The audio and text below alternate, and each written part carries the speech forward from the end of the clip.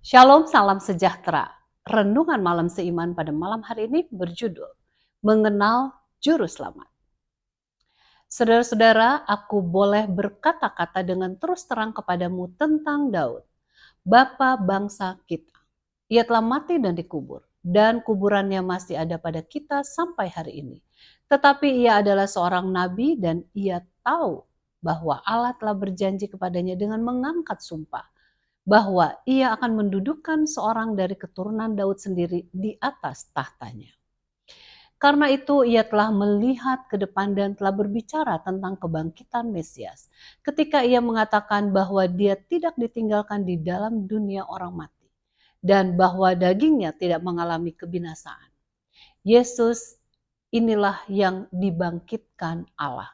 Dan tentang hal itu kami semua adalah saksi. Kisah 2 ayat 29 sampai dengan 32.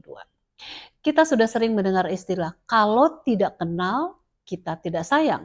Itulah sebabnya kita perlu lebih mengenal akan Yesus supaya kita lebih mengasihinya. Kita telah melihat akan berbagai nubuatan mengenai Yesus Kristus dan bagaimana nubuatan-nubuatan tersebut telah dipenuhi. Kitab suci dalam buku Matius mencatat silsilahnya sampai kepada Abraham serta menyebutnya anak Abraham. Matius 1 ayat 1. Dalam buku Lukas silsilahnya ditelusuri sampai kepada Adam yang asal mulanya bertumpu pada Allah sendiri. Lukas 3 ayat 38.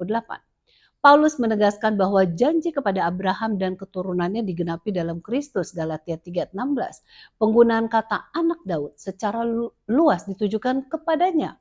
Matius 21 ayat 9. Kemudian kita lihat pada buku Kisah bahwa Yesus dikenal sebagai Mesias yang dijanjikan, yang akan menduduki tahta Daud. Bila kita mempelajari Alkitab, kita akan dapatkan bahwa kelahiran Yesus sangatlah ajaib. Perawan Maria mengandung dari Roh Kudus.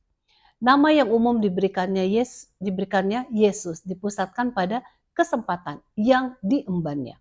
Ia akan melahirkan anak laki-laki dan engkau akan menamakan dia Yesus.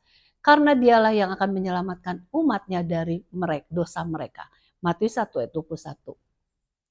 Yesus sendiri memperkenalkan misinya sebagai Mesias yang diramalkan dalam Yesaya 61 ayat 1 dan 2 dengan kata, pada hari ini genaplah nas ini sewaktu kamu mendengarnya.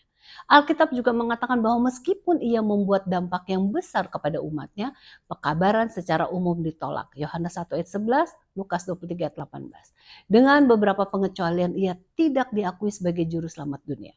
Gantinya diterima, ia berhadapan dengan ancaman kematian. Kita ingat bagaimana ia dihianati, dipukul, diadili, dan akhirnya dijatuhkan hukuman mati dan disalibkan. Sebagai pengikut Kristus, kita mengakui bahwa kematiannya sebagai satu-satunya pengorbanan yang tersedia bagi orang berdosa untuk memastikan penebusan mereka. Pertanyaan yang perlu kita tanyakan kepada diri kita masing-masing adalah, apakah kita mengakui pengorbanannya untuk menebus kita masing-masing? Kiranya Tuhan memberkati.